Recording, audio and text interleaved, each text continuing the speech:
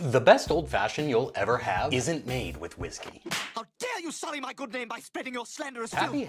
I'm Dave, the basement bartender. The old-fashioned is an amazing cocktail to experiment with. Simply combine 5 parts of any spirit with 1 part of a sweetener. Add a few dashes of bitters, stir over ice, and you're done. Is it possible this story is true? Yes, it is. And when I say any spirit, I really mean it. Of course, we may need to enhance the spirit a bit. Let's get this thing started.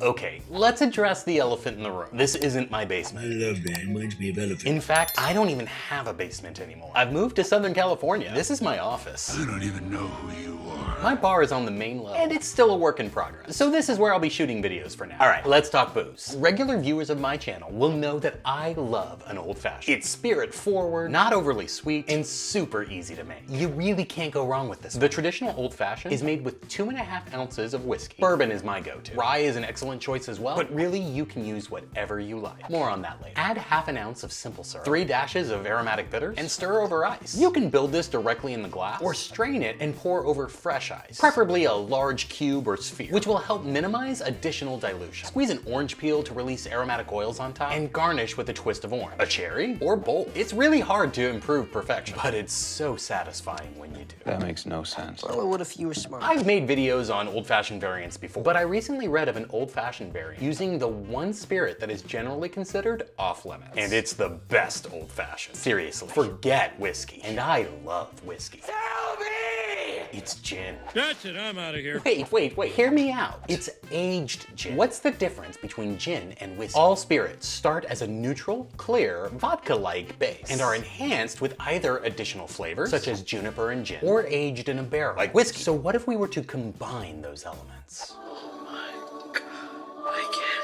Home aging has never been easier to do. You can buy small 1-liter barrels very reasonably and reuse them multiple times. You can buy wood chips or wood rods that fit directly in the bottle. And when you age at home in small batches, it doesn't take nearly as long as a full-size barrel. The smaller volumes allow more surface area contact between the spirit and the wood, expediting the infusion of flavor. Since my barrel is currently in use for another project, like and subscribe so that one shows up in your feed. Don't tease me. I'm going to use a wooden rod with an inexpensive dry gin and let this age in a bottle for 2 weeks. Yes, your patience will be rewarded. Once complete, we can build our old-fashioned. 2.5 ounces of the aged gin, 1/2 ounce of maple syrup. The darker maple flavor will bring out the wood notes added from the aging process. 3 dashes of aromatic bitters, and stir over ice for about 20 seconds. Strain over a large ice block, squeeze orange oil over top, and garnish with an orange twist. Since I'm not using whiskey, I'm gonna leave the cherry out of this one. While a cherry may enhance the fruity notes of bourbon, those elements aren't found in gin. But trust me, you won't miss the whiskey. I don't miss you